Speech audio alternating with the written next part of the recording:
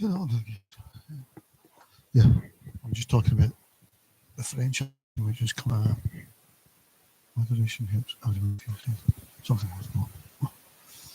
The French election is coming up. It's 22nd of June 24.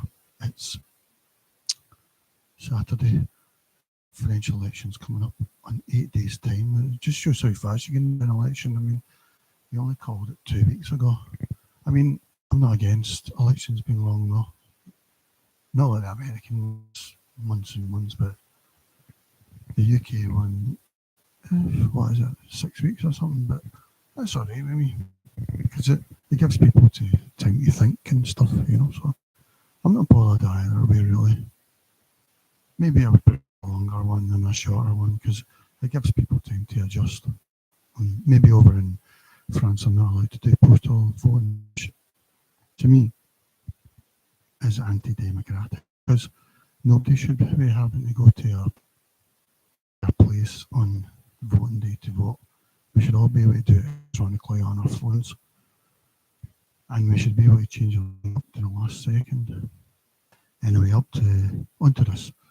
Yeah, the French, it's a lower house, which is like, well, it means that Macron is going to be safe, and it seems that there's an upper house there, I suppose.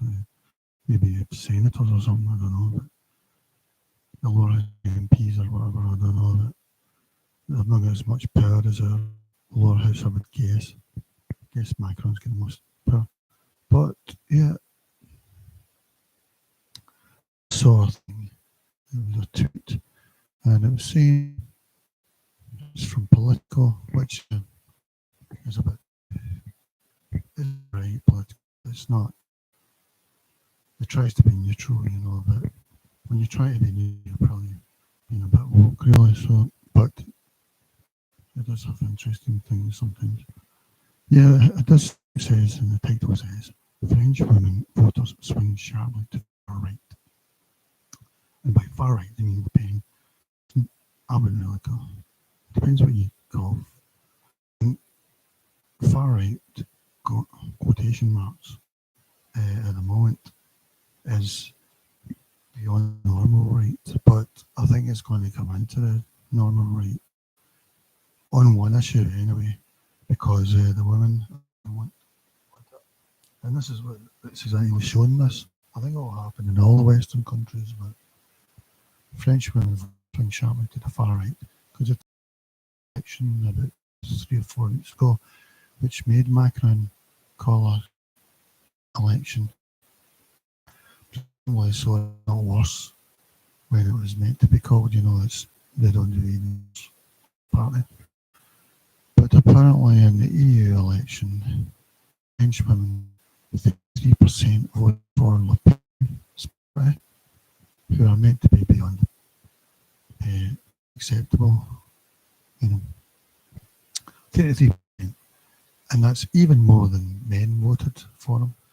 And apparently for quote far right parties, usually men that vote more rather than women. But it is a fact that so many women vote in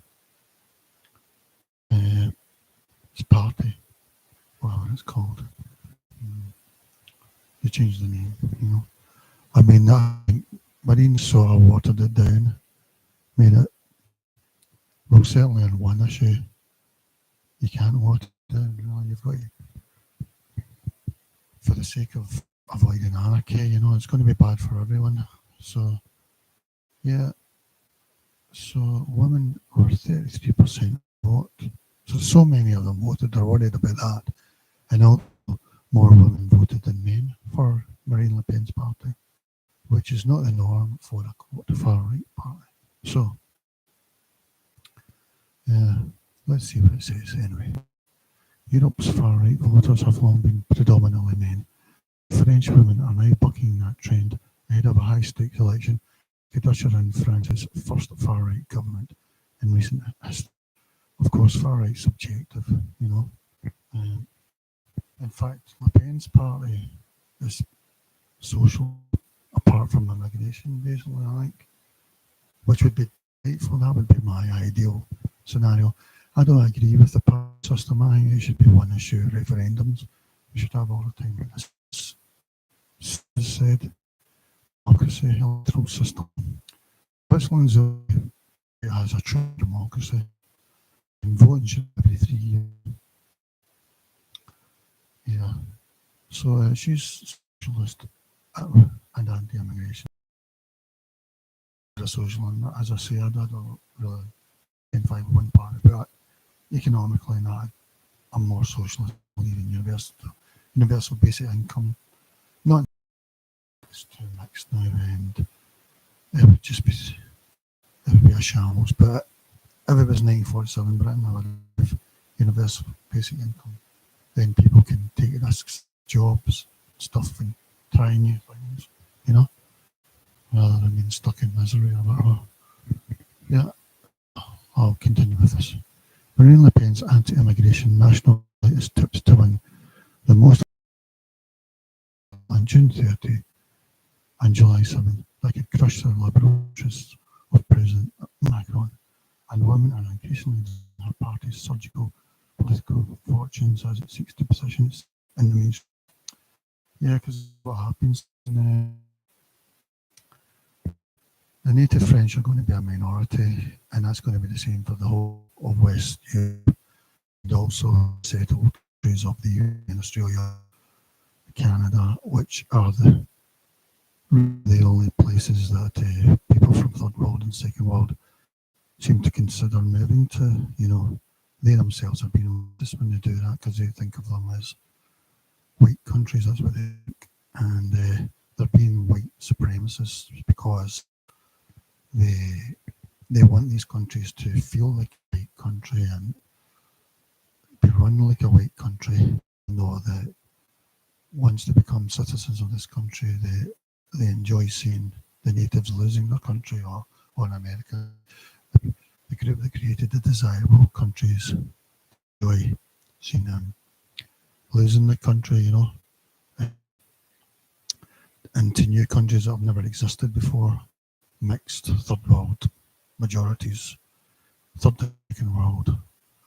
You know, this sort of things never. Well, humans have evolved over 300,000 years, but this really just happened since after World War II, really. Countries even later than that, like New Zealand, 1995 or something. To then it was mostly Scottish ancestry, I think, New Zealand, but it's right to find out a bit mixed third and second majority.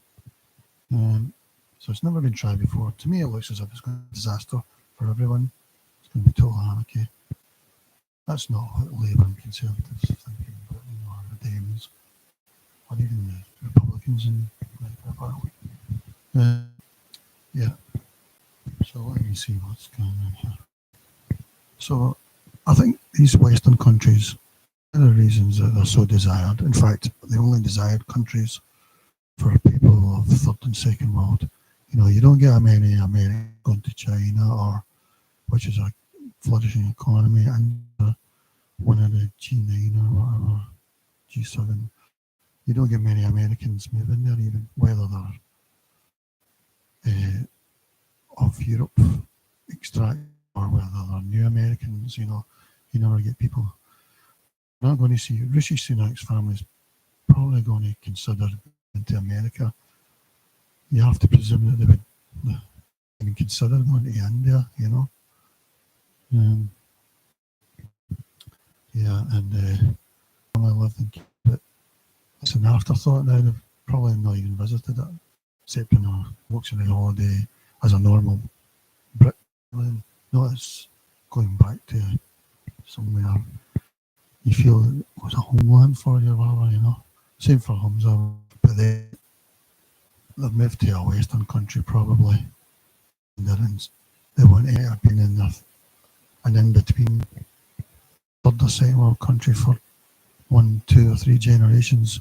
They don't give a hoot. They don't feel any connection, ancestral